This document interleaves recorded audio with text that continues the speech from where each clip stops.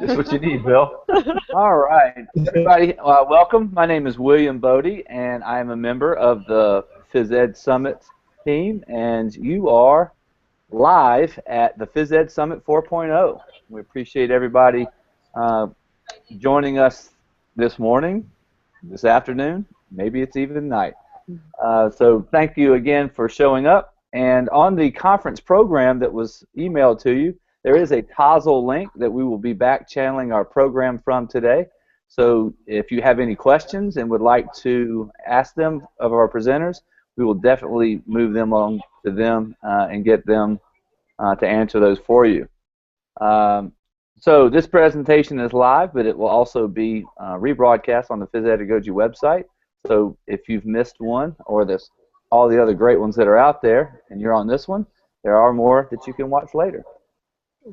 If there are any other technical difficulties, as there always is, we will re-email out a link, and the video feed will start back shortly through Tozzle.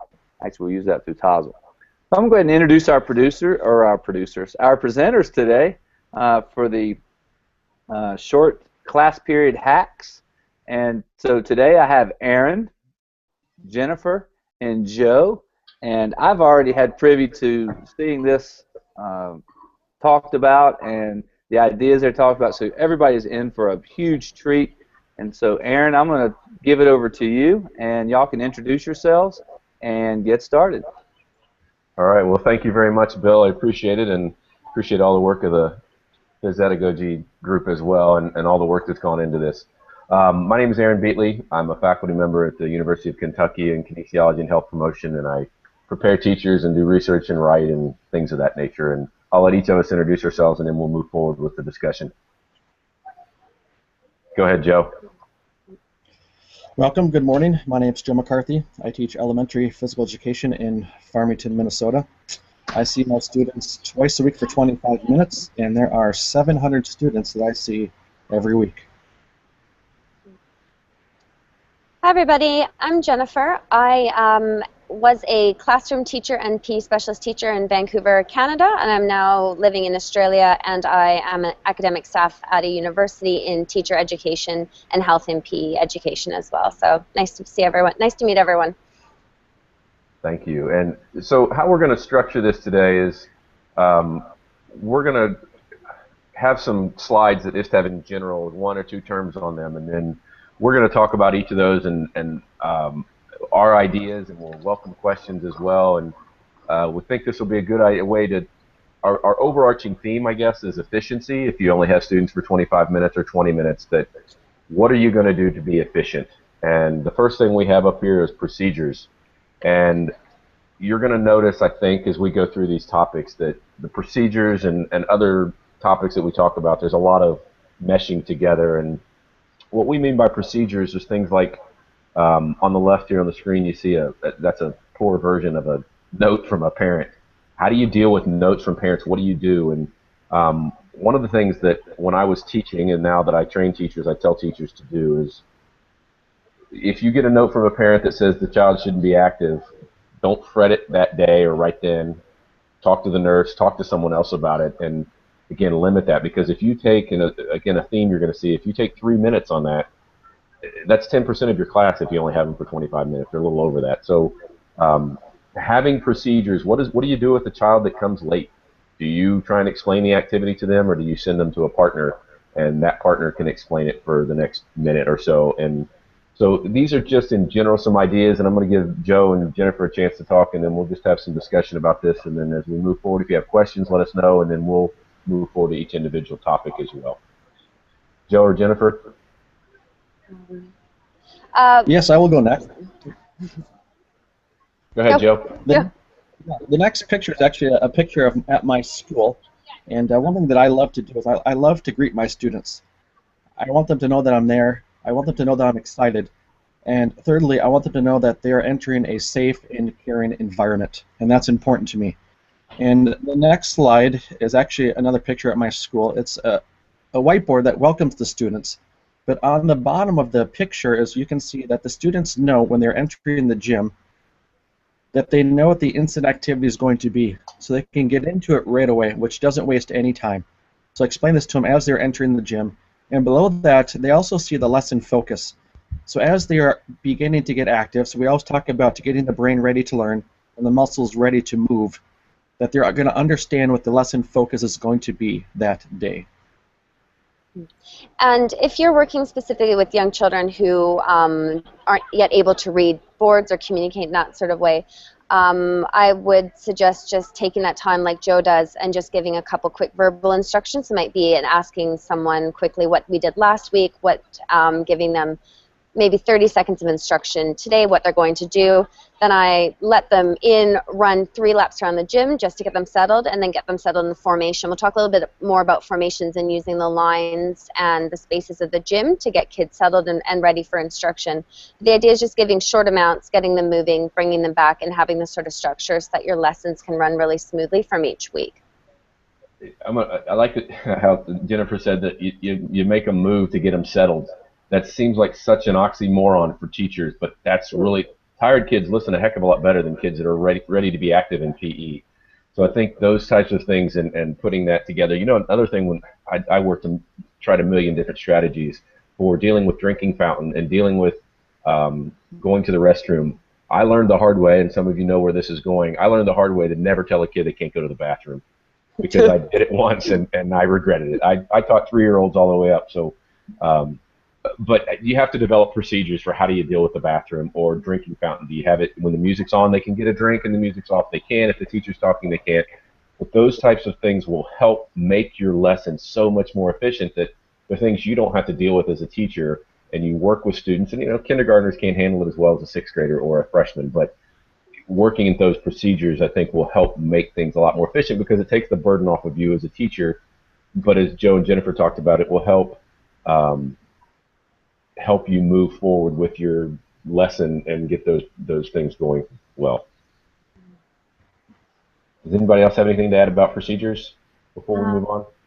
No, okay. I think they just wanted a close-up of the whiteboard. I don't know if we can enlarge any of the photos there. Let me see. I don't know how clear. And I think having a pattern helps. You know, with my students, as soon as they enter, they grab their FitStep Pro pedometer, and then they start moving away. So that, you know, the goal for them is to accumulate so many minutes in movement time throughout the class, which is also a great reflection for me as a teacher. I can look at their spreadsheet when they leave and say, okay, this student was active for 12 minutes out of a 25-minute class. This kid was active for 4 minutes out of a 25-minute class. So it's also a great reflective tool as a teacher to let me know how many minutes these students are moving during my 25-minute class. So there's multiple data. Because it's a procedure that they know when they come in, they're getting I mean, if you have it on the whiteboard today, we're using pedometers, and here's what you do. Again, it just gets them ready for PE, and again, that helps tremendously as you move forward. I think, respect to this whiteboard, I think we're going to make this PowerPoint available, I assume, so if folks want to have it, they can make the picture bigger and see exactly what it has on there. All right, the next topic we're going to talk about is structuring your lesson. Again, you'll see some commonalities with the procedures, but this is a picture from Joe, and I'm going to let him talk about it. But one of the things that we've talked about several times, and when I've taught when I was teaching as well, is students need to know what to expect, and it helps as a teacher to know you're going to get them active right away, and then they know what the next thing to come to. And for example, we structure our lessons. We have an ASAP, an introductory activity, a warm-up, whatever you want to call it. And then we go into a fitness activity, then we go into a focus, and we always into a game. And that structure helps flow for especially young teachers, but it helps tremendously because you know what's going to come next, and you're not trying to figure it out as a teacher. And when you stop for a minute to try and figure out what you're doing next as a teacher, that's a minute you're never going to get back. And when you only have 25, and you have to do that, and then you have to talk to a kid about the bathroom, and there's all these things get in the way. And what we're trying to do in a lot of these, if you see a theme, is that getting rid of any barriers for kids getting to learn and getting to move. So Joe, do you want to talk a little bit about this, the picture that you have on here? Yes. And first, I'd like to thank Joe Beighle. That banner up on top was given to me from her. It's a great banner. You know, it illustrates what are we learning today. Yes, in physical education class, we are learning. We're moving, but we're also learning and having fun. But on that board, it talks about the objective. So every week at my school, there's a theme for the whole school, and that week happened to be perseverance. So I talked to the kids, what does perseverance mean to you? And their age-appropriate terminology was keep trying. Below that is the title, and then below that is the what, why, and how. What are we learning? Why are we learning it? And then how are we going to learn it? And what's great about, in my gym, I also have a projector, so I also put a time up on the screen. So in all my lessons, there's a time element and there's a goal element. And for my students, the goal is to always become an expert. So all my lessons after the instant activity will come to me for 60 seconds or less. I'll give them the what, why, and how, and then they'll start moving into the lesson. And yeah, a great point. I just wanted to add a few ideas. Actually, one, I don't know if we've actually said it, but in some of the conversations that the four of us have had before, is that actually 25-minute lessons are best, really, when we're when we are teaching younger students. But you do have to use it really effectively. And what I see a lot, both in practice and student teachers, that often it's skill first and then game at the end if there's time. And what I challenge with my own teaching with my student teachers is this idea that a game is at the end if there's extra time, as opposed to using a game for formative assessment or to see how children are doing. So for example, if I'm working on the fundamental movement skill of running, I might actually play the game first, so maybe a game of tag or some sort of relay to see where my student's at, see if there are gait issues, see if they're leading off on the right foot, seeing if they're able to follow instructions, and then actually do some skill work afterwards as well. So we don't always have to do the very skill first, very structured way. We can really flip it as well when you're doing PE to try and use that time a little bit better. No, I think that's a great idea. I think that's a great point. And it's this, I don't know if we still use the term or not, anticipatory set, but that same kind of idea of finding out where your students are before you, it saves so much time, because if you have this great lesson and then you get to the end and you're like, wow, they really weren't ready for that. And we'll get to that in a little bit when we talk about lesson planning, but I think the idea is a good one. Any other structure comments? Or I guess I'm trying to toggle back and forth. I don't know if we have any questions or not yet, but again, I think the structure just helps with the flow of the lesson and helps with the efficiency. Again, if you only have 25 minutes, which I agree with Jennifer, I think this is a great approach. 50 minutes, we have schools here that have students have kindergarten for 55 minutes, and it's just not what you would want as a kindergartner. That's why they take naps and that kind of stuff early in the year, because they just can't do it. Right. Not advocating. Right. And then Aaron, like you said, during my what would be the prior knowledge. What do you know? What have you learned? What can you tell me? And then the why, I use the I can statements. My goal is at the end of the lesson or the end of the week, they can say, I can do this, or I'm going to try to do this. I can do better at this. And then the how would be, how can I be successful at that lesson? Maybe not today, but maybe this is an activity I can teach my parents or my family at home, my friends at home, and then continue that learning on when they leave our school. Absolutely. All right, I'm going to move on to the next one if I can.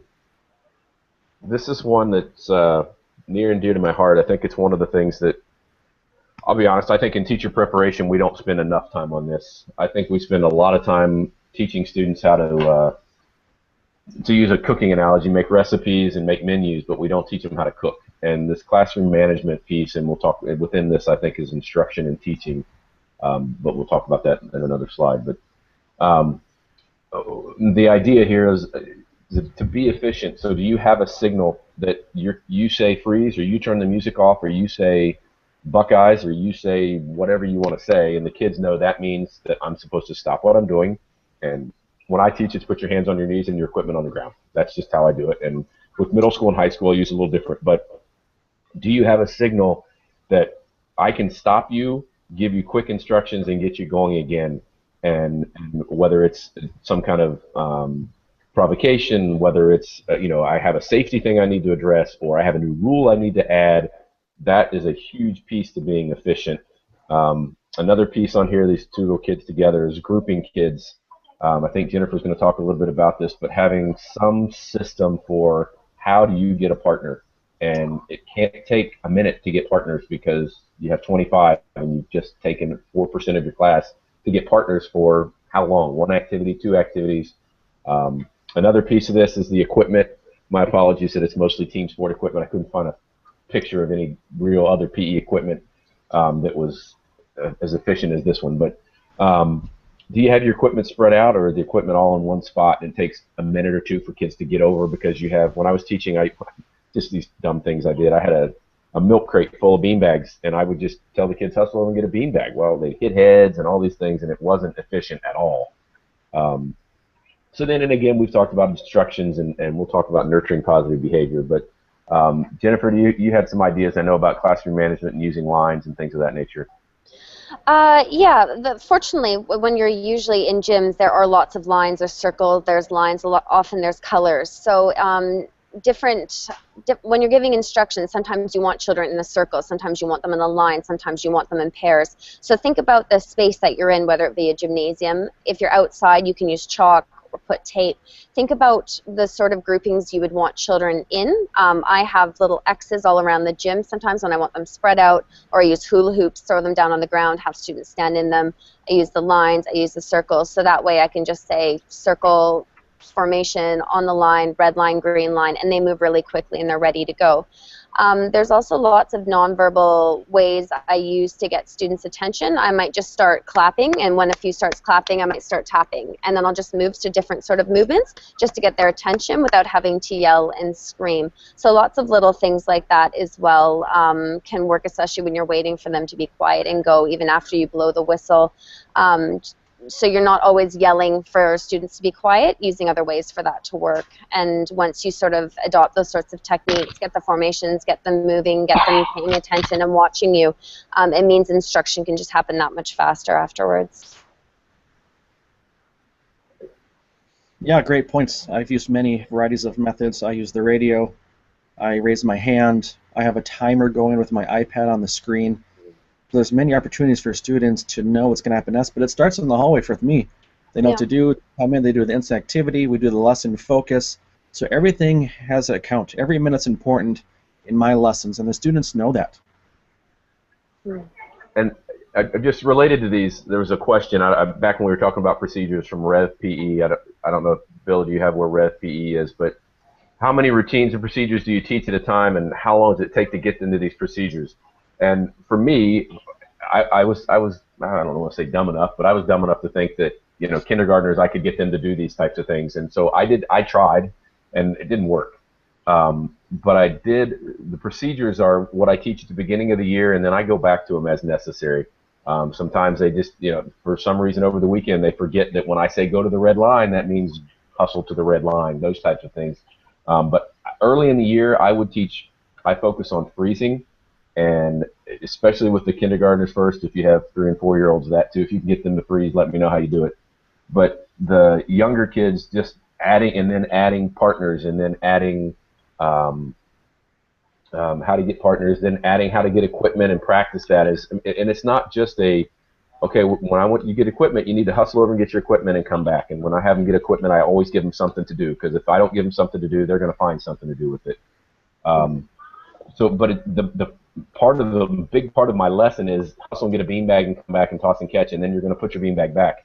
And then, because I spend the time early in the year on this, because I think it's well worth it. It's pay me now or pay me later, because if they can't get equipment efficiently, it's just going to come back and bite you the rest of the year. And if they don't freeze quickly, it's going to come back and bite you the rest of the year. So I think that is kind of what you're talking about, to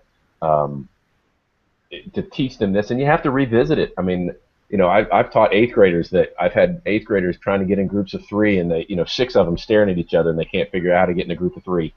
And so you have to revisit it and work on it. It's not a one and done. You get to, I use that term because I'm from Kentucky, but it's not a one and done. It's you come in and you get to practice those, and some days you think, good, I can do groups of 3, and they'll get it, and they won't. You got to go back and practice it, because I think classroom management is far more important than getting that established, and keeping it established is way more important than focusing on getting one more activity in that lesson today. And just with grouping small young children, especially if you're in primary, K to 2 or 3, I often just put hula hoops and say 2 people in each hula hoop, put them down, throw them down, say 3 people in each, just using visual cues to get them in for counting. Otherwise, they're trying to figure out how many people they need, rather how many feet can you get in one sort of area. And with the freezing with young children, often if you run and then you run with them and say freeze and do some crazy pose, they'll love to stop and do some crazy pose with you as well. So the more you model as opposed to just stand there and give instructions, the better that works with very young children. So Rev PE has a couple of questions that I'd like for y'all to address. And one was, how many screens do you have in the gym? And do you have a PowerPoint for the lesson with all the pieces, or do you switch between things on the screen? And you mentioned a timer as well, Joe? Yes. Yeah, so I have 2 whiteboards, and then I have 2 screens on the wall. So one whiteboard I use to write the objectives of the day. The other whiteboard I use to write reflections of the day, because all of my students have their own iPad, and I have them reflect in Notability and then email it to me through Schoology, which is also great. It helps me become a better teacher, is getting them to understand what we're trying to accomplish, but also getting them engaged in the lesson, because I want them engaged in the lesson. The more they're engaged, the less behavior problems are going to be. And with the timer is, let's say it's a 2-minute activity. I'll put 2 minutes on the timer, so I say, look at the timer, and then exactly know how much time is left to accomplish that goal, which helps the students. It's fun for the students as well. And so is your projector mounted, or do you have it on a cart? My projector is on a cart. My gym is used before school, after school, on the weekend, so I keep everything safe in my office on a cart. And so another question that one of the members on Tazzle asked is, do any of y'all share a space with someone else? And if so, how do you use your signals when there are other classes going on to where your class hears you? Yeah. Oh, sorry. Do you want to go, Joe? Nope. Jen, go ahead. In working in primary, I've almost always had to share a space in the gym, so like half the gym for 2 different classes. So that just means that you spend literally all of September working on signals, playing games that, while our physical education are actually mostly focused on getting children to stop, listen, respond, and start. But really the very best thing I've found if you're having to share the space is to try and actually work with that other teacher and do combined things. So whether they're the same age or not, and that often means I've gone on and took on the teaching for the entire group, but if you can make that connection relationship with that teacher and try and do things together, it is so much easier than trying to share half a gym. That's really probably the least ideal situation. Yeah. And just to touch on that, if you don't have a divider, one of the things, if you have dividers, it's a little easier, but one of the things Joe talked about, if you don't have a divider, if you can develop a signal where you just raise your hand, it's not a whistle, or if you're both teachers using a whistle, that gets confusing. But if you raise your hand, your students know to stop. That if you can get your kids to do that, and I've never been able to do it, but I know Joe says he has, and I've had other people I've worked with that were great with it. I think it's a great tool, especially if you're put in those situations. Right. And then also that picture up there too, that's a part of my gym, but also just having, like Jen said, not only verbal cues but visual cues. So when they're being active, they can see what's expected from them. And for me, they get one warning, then they have to sit out. And when I go talk to them, when it's good enough, I ask them, what have you learned? Because I don't want to punish the behavior, I want to correct the behavior so it never happens again. And that's my goal, is for them to learn what they've done wrong, what can we do to correct it so it doesn't happen again. I want to not punish it, I want to learn from it and correct it. And I think that process you just talked about is one of the things when you do these workshops and things, you talk about how to nurture positive behavior, and that's one of the ways to do it, is talking about, and doing it efficiently. And I agree with you, I give a warning and then they sit out, and I usually make them sit out. They can decide when they come back in, but you have to address the behavior. You can't just say go sit in timeout and come back when you're in, and never address it, because that doesn't impact the behavior. And they don't know what they kind of know, but they're in first, second, third grade, they won't remember in 20 minutes. So addressing it, and I personally believe that when we're working with kids, that's probably one of the more important things we do, is to teach them to be better human beings before we worry about whether they can be in our lesson. If, they might be able to throw, but they're a jerk, and that doesn't do anybody any good. So we need to let kids figure out these behaviors and make them better human beings. And for the most part, I'm guessing you guys experience the same thing, that once you establish these management and they know PE's fun, they don't want to be sitting out, and it takes care of that pretty quickly, and your behavior problems tend to go away pretty rapidly, at least in my experience. In my experience as well, and using positive reinforcements, especially if that child's really struggling, the one time they actually are on task, really being like, wow, that's really amazing, look, you're being an athlete, or you're doing that job really well, and really try to point out children the positives as much as possible, which is going to help children, because they do want to receive that positive enforcement. So yes, you have to address behaviors immediately, because it can be a safety challenge and the safety concern in the gym, but spending as much time talking about positive behavior as well. Yeah, Allison Hawker, I'm guessing you're from Kentucky. I don't know. You like my Kentucky shout-out earlier. Talks about using back-to-back. I use back-to-back, elbow-to-elbow, toe-to-toe, whatever works. But it's boom. It's a routine. This is what we do. It's the same idea. You can use whistle mixer, blow the whistle, or busy bee, and all those kinds of activities. In the sake of time, you guys want to move on to the next. Aaron, can I add one more thing? But also, sure, I think it's also go ahead. Besides letting the students know how well they're doing, also letting the parents know how well they're doing. And a program that I use is ClassDojo. And ClassDojo, I can recognize the student and then email it to their parents within 10 seconds. So when I give a student a positive point, their parent has been emailed to that link, and they get it instantly. I can take a picture on there and send it like a blog as well to the parents. So it's another great way to communicate and advocate for your program, is to let the parents know what you're doing every week. And to give that positive, because there's lots of kids that all their parents ever hear is how negative their behavior is, and to be able to do that and do it that quickly is huge. Mm. Okay, I'll just mention some things with transitions. This guy up on the right is a poor example of instruction, I guess. I don't know what he's holding in his hand, but transitions are where, at least I find, when I was teaching and when I go back out and teach a lot, and if I video myself teaching, I see it, and it's, I put some thought into how I'm going to transition, and sometimes it doesn't go well. How am I going to get kids from doing jump rope by themselves, but I want them to put the jump rope away, and then I need them in partners, and I need one person to have a ball, and whatever you're trying to do, and to have thought that through, and that's why I put this picture of a lesson plan on there. But it takes thought, and it takes a lot of planning, and the longer you teach, probably the less planning it takes, because you've been, it's not your first rodeo, but transitions are where we get caught and get slow down. And again, I've seen transitions from one activity to the next take 5 minutes. And again, you have 25 minutes. That's a chunk of your time that you just can't get back. You guys have other ideas? Questions, Joe, is do you, since you have your projector, do you project the points or the good behaviors up onto the screen with ClassDojo or not? Both. Sometimes I do, but it's more efficient for me. I walk around with my iPhone that controls my music and the ClassDojo app. So sometimes I will, but most of the time I will not, which allows me to teach more. Gotcha. Any other comments on transitions? I think I'll probably cover this a little bit with the collaborations, which is slide 6 or 7, but the transition of children to your class and from your class is where you can really lose a lot of time. So just figuring out how the children come to you. Do they come straight from class? Should you meet them halfway there? How do you send them back? Are they getting drinks on your time or on the classroom teacher's time? Having those sorts of conversations during that handover of children to you and back from you, just so that you're not losing any of your actual teaching time. So that might be negotiating with that classroom teacher about coming that little bit early or afterwards.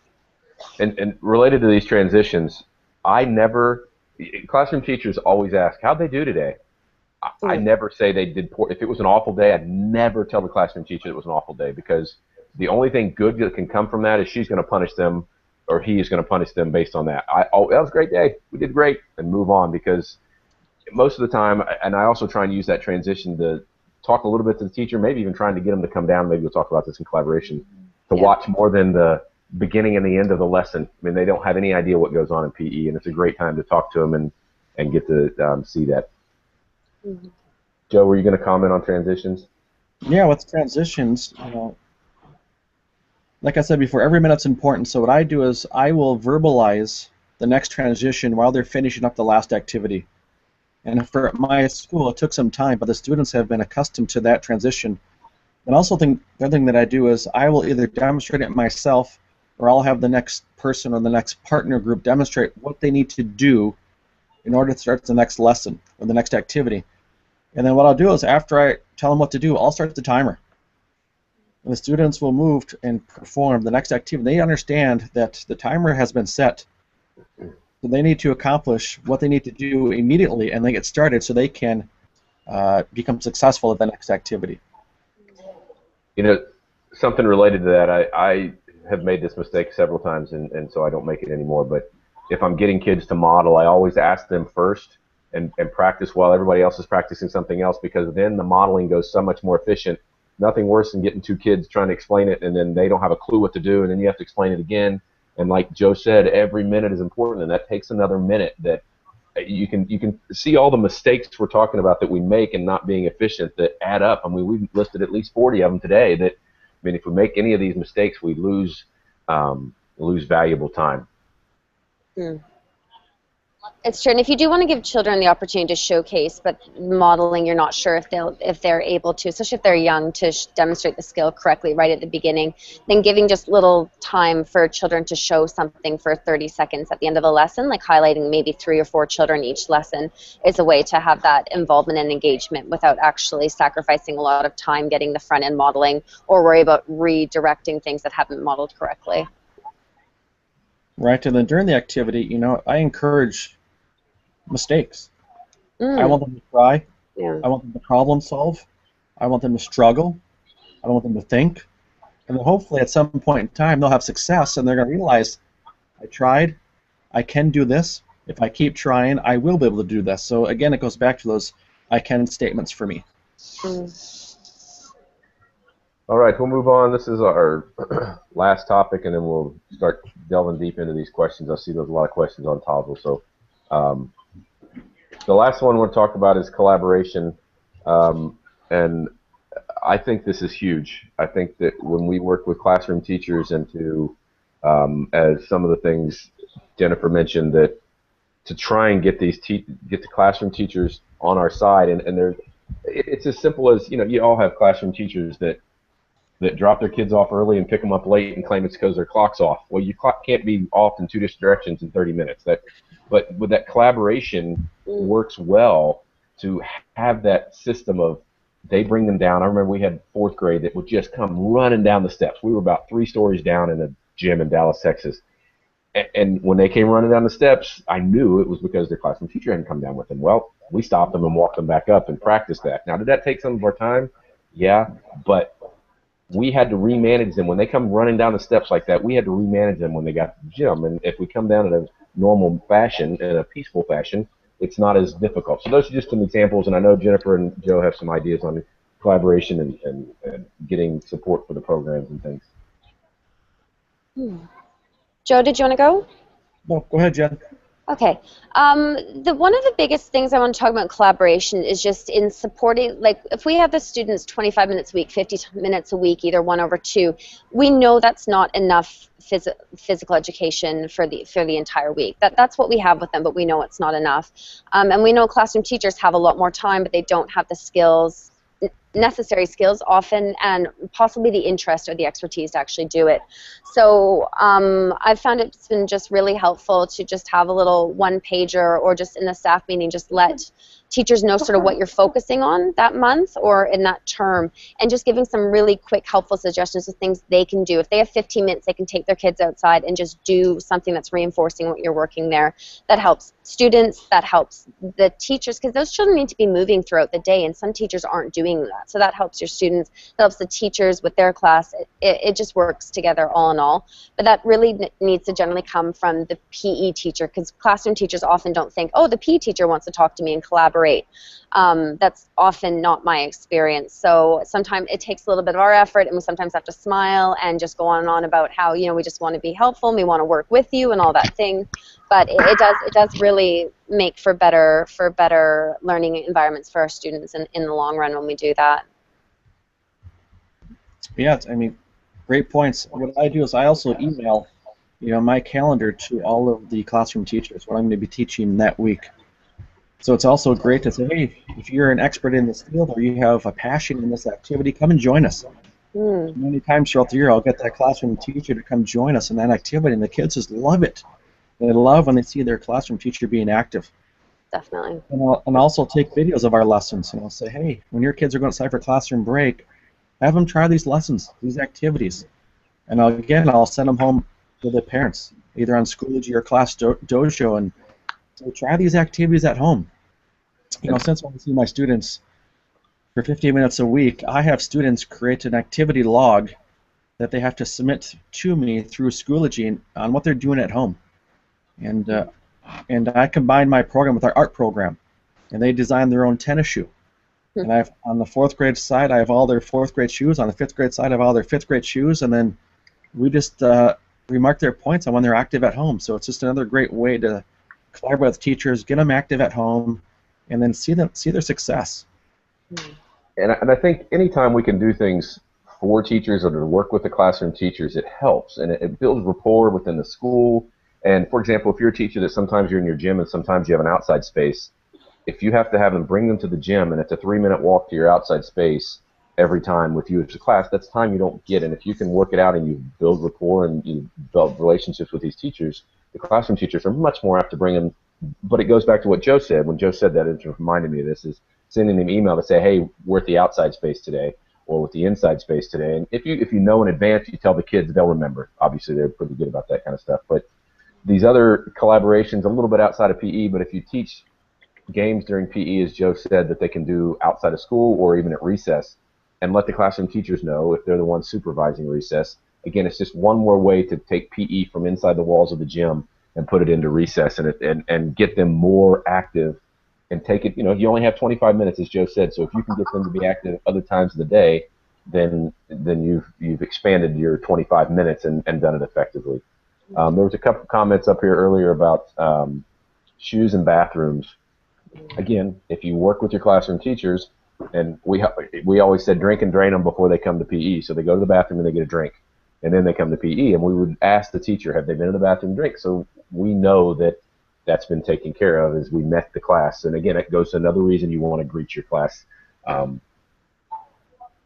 the beginning of the lesson. So just some ideas. And somebody mentioned about shoes. I was fortunate enough where I taught, they all had to wear these goofy Velcro shoes, and that's what they wore. It was a uniform, and they all wore them, and we didn't have any issues with tying shoes. So do you guys? Fair enough. Well, in Canada, it rains a lot in Vancouver, and it snows quite a bit. So you get children in gum boots most of the year, even on P days, and they're not supposed to.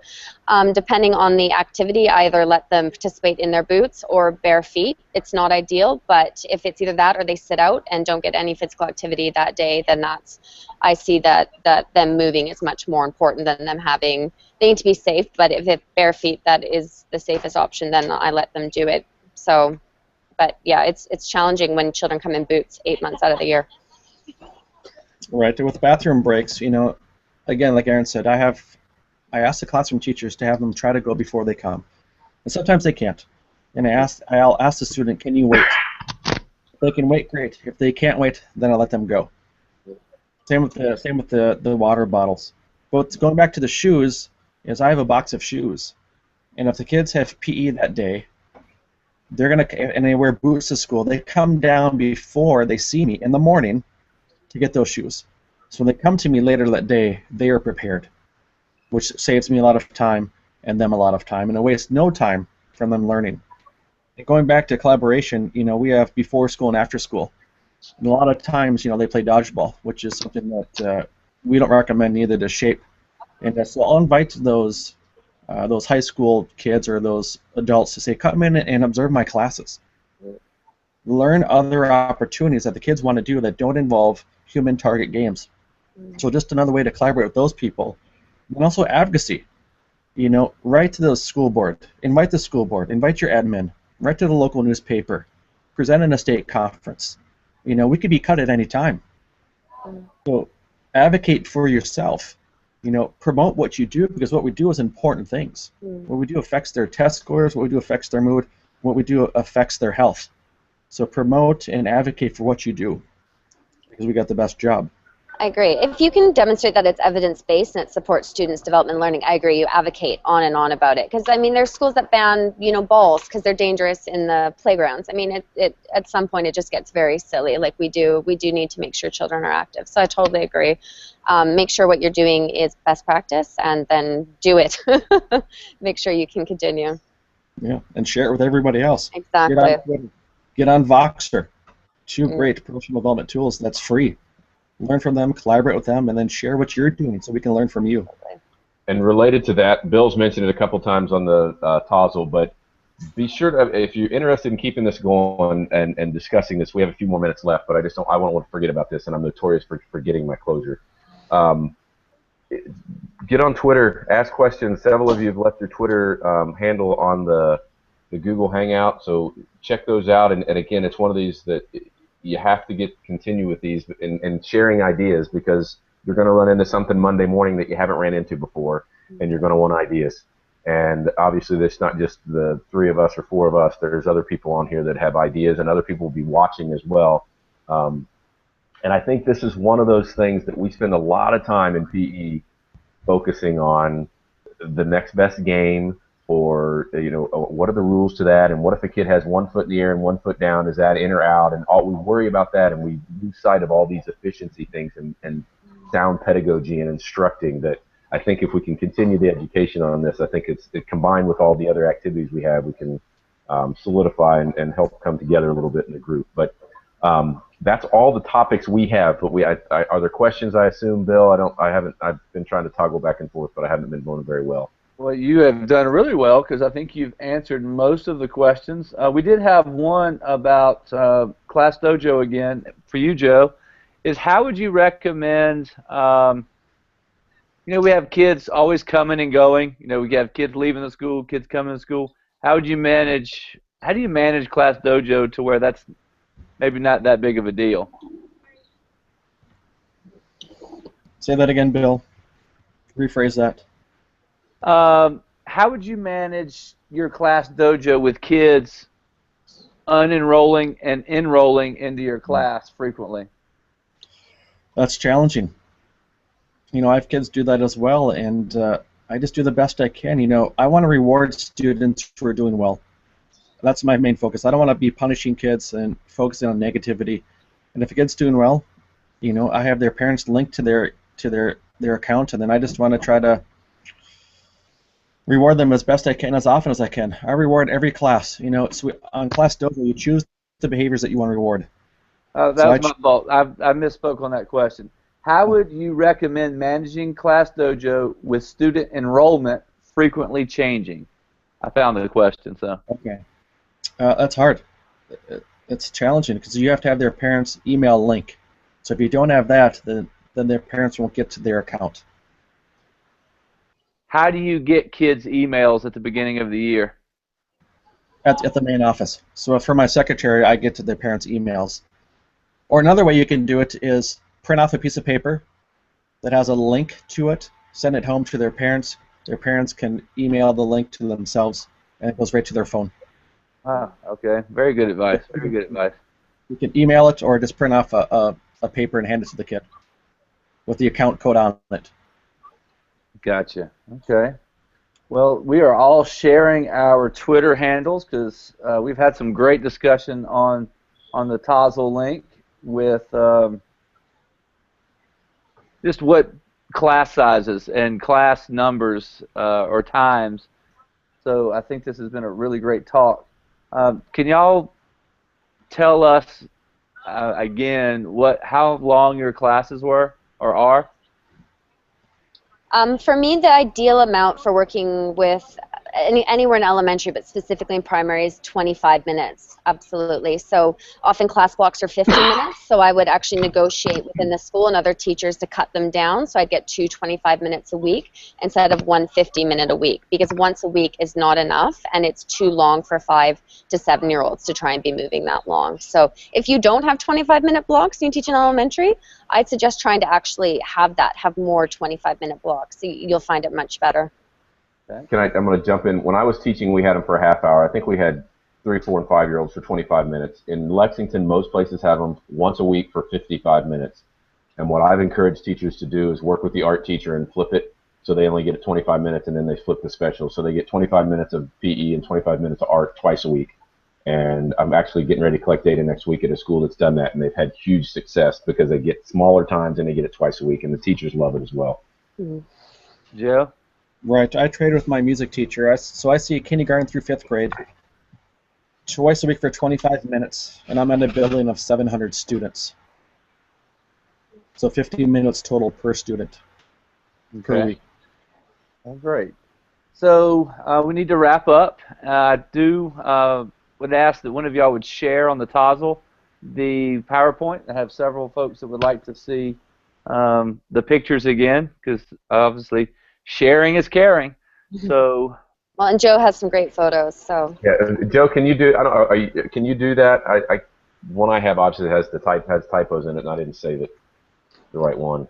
Yes, we will. We'll get it done. Thank you. Appreciate it. All right. Well, I want to thank. Go ahead, Joe. I mean, it starts in the classroom, or it starts in the hallway. Greet them, explain what's going to happen today, get them moving, keep them active, keep it fun, and then that's going to decrease behavior. It's going to decrease off-task problems. As long as you keep them moving, keep them engaged, you're going to have success, and the students are going to learn and be healthy.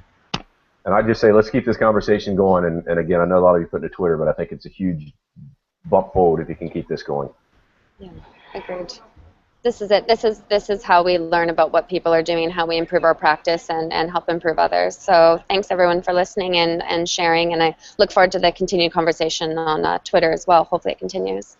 Yeah, if you're not on Voxer, tweet at me and I'll good. Yeah, I'll get on Voxer. It's the next best tool. Voxer's awesome. All right. Well, thanks everybody. Thank you, Aaron. Thank you, Jennifer. Hope you make your flight. And yes, thank you. Joe.